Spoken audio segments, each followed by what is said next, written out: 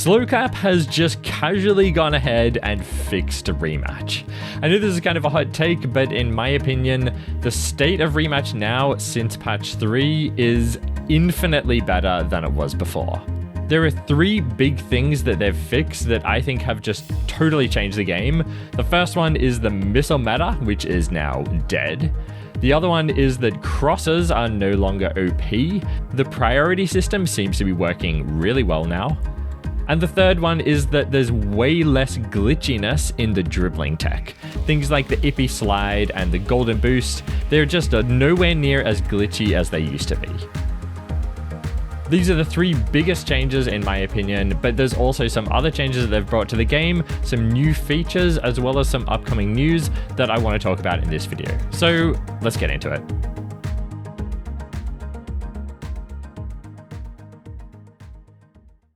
All right, so in this video, we're not going to talk about all of the changes. I'm not going to go through the whole patch notes. I basically just want to talk about the biggest changes and new features and biggest bugs that have come into the game since the patch.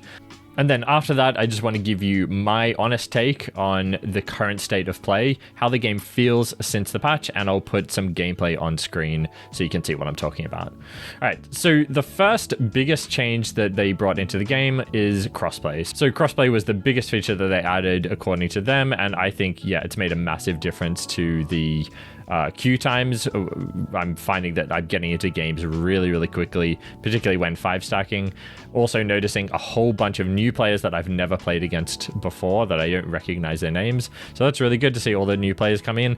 There is one piece of important information that you should note, which is that there's no cross-platform progression.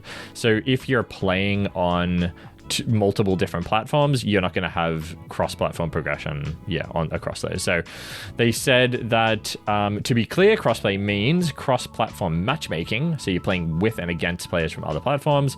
Also cross-platform social features, so you'll be able to invite and play with friends from other platforms. I noticed that they added a player code that you can share with people on other platforms, so you can invite them to your squad and stuff. And then they also said there's no plans to implement cross-platform progression at this time, meaning that your progress on one platform will not carry over to another. You'll be able to toggle crossplay as you wish, though we encourage you to keep it on enabled in order to get faster matchmaking queues. So yeah, no cross-platform progression, and they recommend that we keep it on, which I recommend as well. There's no reason to really take it off. The only thing I really could imagine is if you're on a console and you don't want to play with PC players because you might encounter hackers.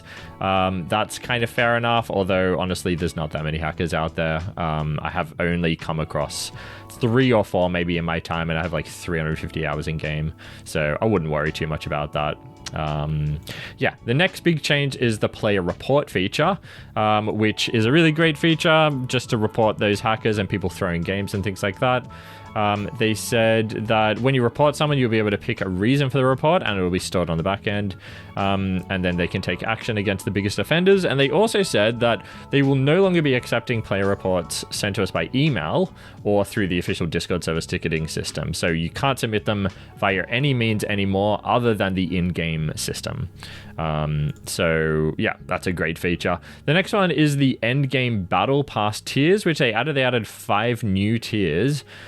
So we get a bunch of new items in there. They're very expensive though, up to 150 of those green points. I don't know what they're called.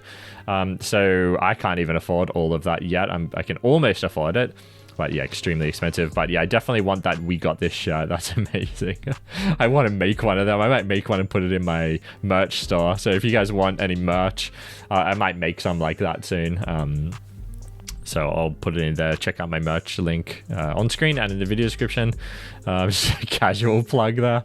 Okay, the next thing, but the other thing I should say about that is that it's currently bugged. So you can't, well, I can't anyway. I haven't heard of anyone being able to redeem them.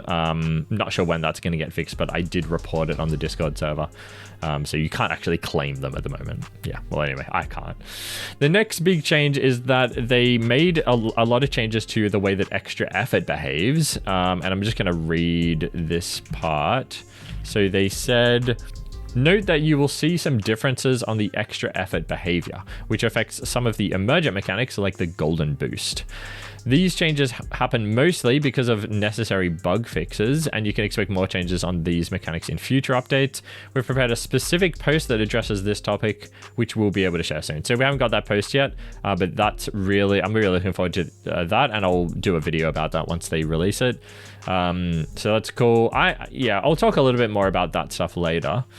So the next thing is that they have given us ranked rewards. So they've released information about the ranked rewards anyway, which are going to be shirts, as far as I can tell. They didn't say anything about it really, they just showed us a picture.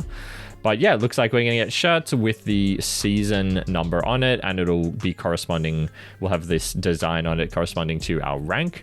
So this is the elite one here, I believe.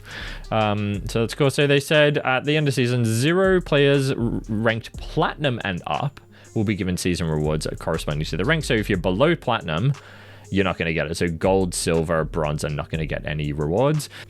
So that's cool. That's really exciting.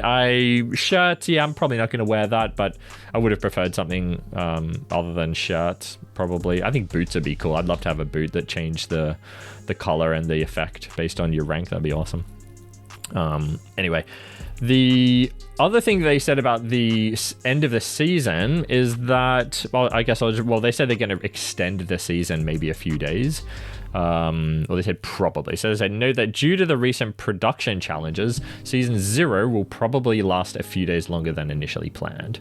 And we want to be extra sure that when we announce the date of season 1, without saying the usual tentative, or unless there are unforeseen issues, and they recognize this hasn't worked out very well so far, which yeah, I totally agree.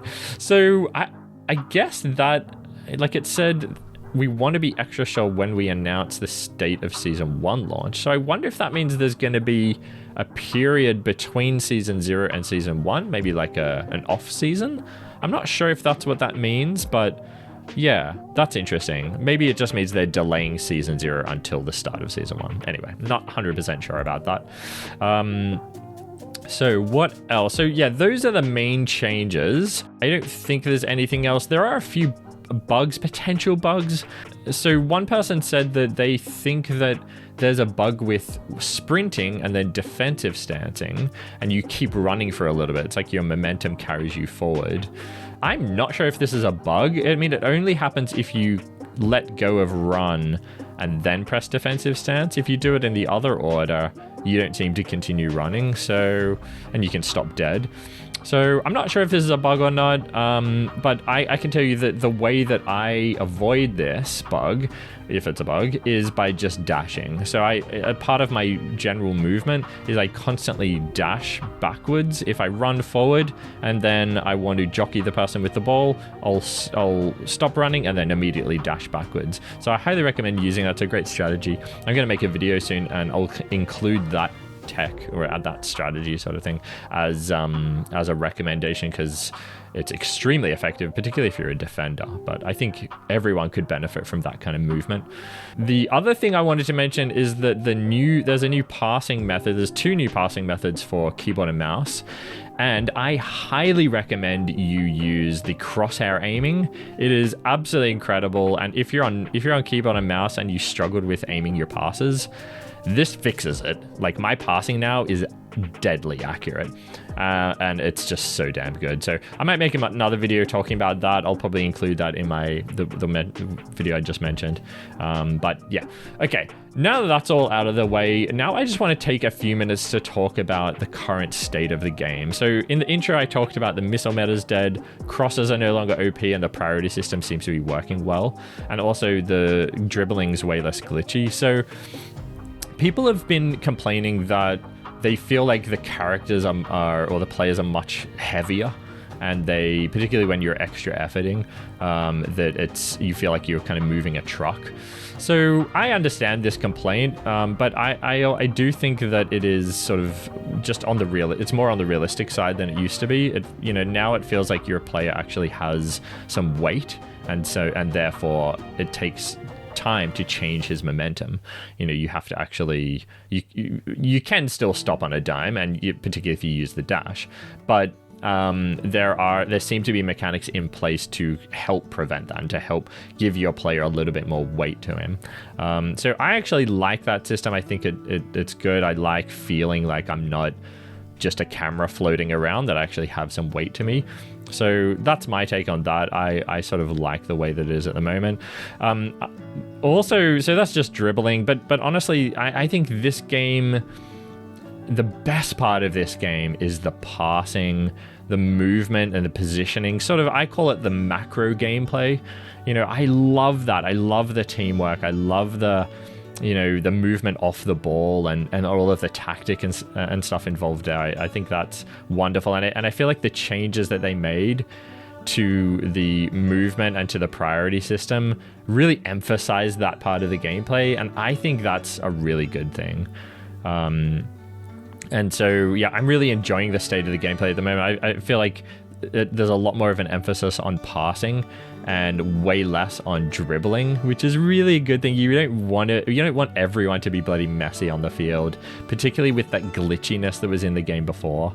And now that they've taken that out, I think that the game is in just a much better state. It's more evenly distributed between dribbling being an effective way to take the ball upfield and also passing being an effective way to take it upfield. And there's way less of an emphasis on just winning prior and, you know, putting a cross like into the box or bombing it upfield with that missile meta and just like rolling a dice. Okay, I won, so I get a goal, or you lost, and so the defender cleared it. You know, and now the goalkeeper has way more of a chance to get priority, to win priority, which is how it should be. You know, the goalkeeper should be winning most balls if he's the closest player, or if he's even like contesting it really, and his positioning's decent, he should be winning it, or he should at least be getting something on it. And the way that it was before, the keeper was losing priority way too often. It was just ridiculous. So in my experience playing at Elite against some really top players, the game seems to be in a really good state at the moment, and there's way less bombing it upfield, way less bombing it into the box, and way more passing, intricate passing plays, you know, doing 1-2s and getting around defenders and putting little chips into the box. And, you know, it's just great. I really enjoy it, and I would encourage players that focused more heavily on the dribbling to maybe try to, you know, and then they're now disappointed, to try to just like open their mind a little bit to other forms of gameplay, and to try to use their teammates a little bit more, focus on quick passes. Like it really is so satisfying to put together a really nice passing play, and you can work in your skill moves and your ippies and your, you know, golden boosts and stuff in there, but not to rely on them too much. So anyway, that's my take. I know it's not going to be popular with a lot of people, but I think the game is really moving in the right direction, and I hope Slowclap continue pushing it in the same direction, because I think they're doing a great job.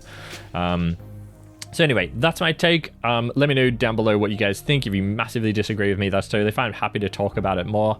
And if you leave some comments that are interesting, and, you know, we can start a discussion, maybe I can make a video replying to some of those comments. Yeah, that's my take. I love the direction it's moving in. So let me know your thoughts down below. As always, guys, come join the Mogz Discord server if you want to hang out with me and other Mogz viewers, as well as to get the chance to participate in some of my videos. I've got a whole bunch of tutorials planned for the future. I've also got lots of new episodes of the Rematch Masterclass series. Lots of great players to showcase there. I've already done 5 episodes with some really top players. So looking forward to doing more of them. Got a whole bunch more planned. And yeah, like the video if you liked it, dislike it if not, subscribe for videos like this, and I'll see you guys in the next one.